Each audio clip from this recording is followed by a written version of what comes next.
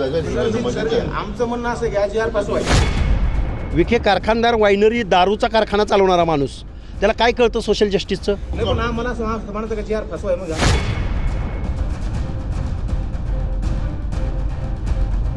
OBC समाजाचं आरक्षण विखेंनी संपवलं असा आरोप करत लक्ष्मण हाकेंनी अनेकदा विखेंना धारेवर धरलं आणि ज्या मराठा समाजाला आरक्षणाचा GR मिळाला तो GR देखील फसवा आहे असं म्हणत मराठा आंदोलकांनीही आता विखेंनाच घेरलंय. आमचं म्हणणं असं की आज फसवाय दीड महिना झाला आणखी मी प्रमाणपत्र नाही GR नुसार त्याचा प्रॉब्लेम आहे. नाही पण आम्हाला असं म्हणायचं का जी फसवाय मग 2 सप्टेंबरचा GR म्हणजे काळा GR, 2 सप्टेंबरचा GR म्हणजे ओबीसीचं आरक्षण संपवणारा GR. विखे कारखानदार वायनरी दारूचा कारखाना चालवणारा माणूस, त्याला काय कळतं सोशल जस्टिसचं? यावरून विखेंची आता इकडे आड तिकडे विहीर अशी गत झाली की काय असं बोललं जात आहे. मराठा आरक्षणाचा जो GR मंजूर झाला त्यानुसार केवळ 73 लोकांनीच ओबीसी प्रमाणपत्रांसाठी अर्ज केल्याचा दावा बबनराव तायवाड यांनी केला. पण अर्ज किती आले फक्त की 73, ज्याच्यामध्ये औरंगाबाद छत्रपती संभाजीनगरमध्ये 0 अर्ज आहे, जालन्यामध्ये 23 आहे, परभणीमध्ये 11 आहे, हिंगोलीमध्ये 5 आहे, नांदेडमध्ये 0 आहे, बीडमध्ये 11 आहे, लातूरमध्ये 10 आणि धाराशिवमध्ये 13 आहेत. ही नगण्य संख्या आहे. आज आपण जर पूर्ण महाराष्ट्राचा विचार केला तर आपण कुठल्याही कलेक्टर ऑफिसमध्ये जा, कुठल्याही SDOकडे जा, जुलै, ऑगस्ट, सप्टेंबर, ऑक्टोबर हे 4 महिने असे असतात की ज्या ओबीसी समाजातील लोकांचे पोरं 10वा किंवा 12 वर्ग पास होतात तेव्हा त्यांचे जातीची प्रमाणपत्र मिळवण्याकरता प्रत्येक SDO ऑफिसला रांगाच्या रांगा लागलेल्या असतात. काय आणि त्याच्यामुळे ह्या काही नवीन नोंदी आहे असं आपल्याला म्हणता येणार नाही. बबनराव तायवाड यांच्या याच दाव्यावरून विखे पाटलांना मराठा आंदोलकांनी घेरलं. 2 सप्टेंबरला विखे पाटलांनी मराठ्यांना फसवा GR दिला असा आरोप करत काही मराठा आंदोलकांनी विखे पाटलांना छत्रपती संभाजीनगरात घेरलं. आमचं म्हणणं असं की आज फसवाय काय झालं की शिवाजीराव म्हणजे मित्र वाढले आज पहाटे आम्हाला समजलं म्हणून मी तिकडे चाललो, पण मी याच्या पाठीमागं आहे. त्याचा प्रॉब्लेम आहे कुणबी आमच्या नोंदी बाबा तुम्ही लक्षात घ्या, तुमच्या भावनेशी काय माझ्या वेगळ्या भावना आहेत का? आमचं एवढं की दुर्दैवानं यंत्रणेतून काही त्रुटी दिसतात मला, पण हे माझी तुम्ही जबाबदारी सुपवली ना. मी नाही पण आम्हाला असं म्हणायचं का जी फसवाय मग फसवा काही नाहीये.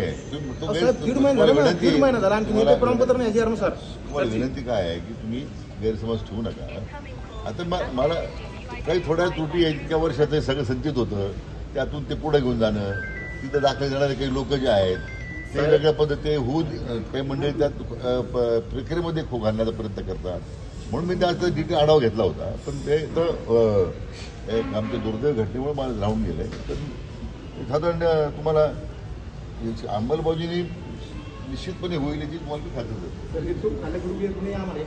पण त्याला दीड महिना झाला सर नंतर तुम्हाला जबाबदारी सोबत तुम्ही काय काही चिंता करा. बरं, एकीकडे मराठी नाराज तर दुसरीकडे ओबीसी देखील विखे पाटलांवर नाराज असल्याचं दिसून आलं. लक्ष्मण हाकेंनी तर विखे पाटलांचा दारू कारखानदार म्हणूनच उल्लेख केला. कुठली तरी समिती, कारखानदाराची समिती नेमताय, GR काढताय, काय त्या विखेला अधिकार? विखे कारखानदार वायनरी दारूचा कारखाना चालवणारा माणूस, त्याला काय कळतं सोशल जस्टिसचं? बाळासाहेब विखे, धनंजय विखे, काय धनंजयराव विखे पाटील सोन्याचा चमचा घेऊन जन्माला आलेले त्यांचे आजोबा.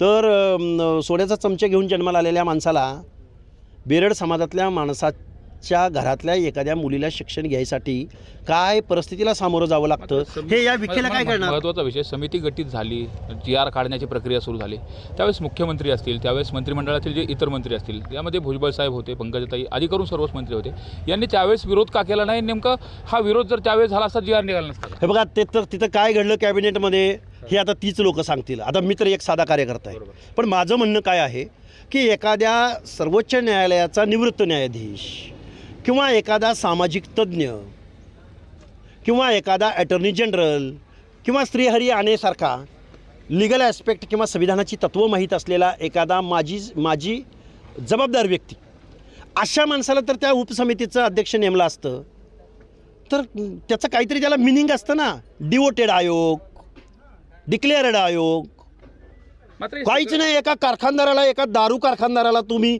समितीचा उपाध्यक्ष बनवताय आणि GR काढताय. यावरून आरक्षणाच्या लढाईत खरंच विखे पाटलांची गोची झाली आहे का? मराठा आणि ओबीसी असे दोन्ही समाज विखेंवर नाराज आहेत का? असे प्रश्न या निमित्ताने विचारले जात आहेत. तुम्हाला याबाबत काय वाटतं? कमेंट करून नक्की कळवा.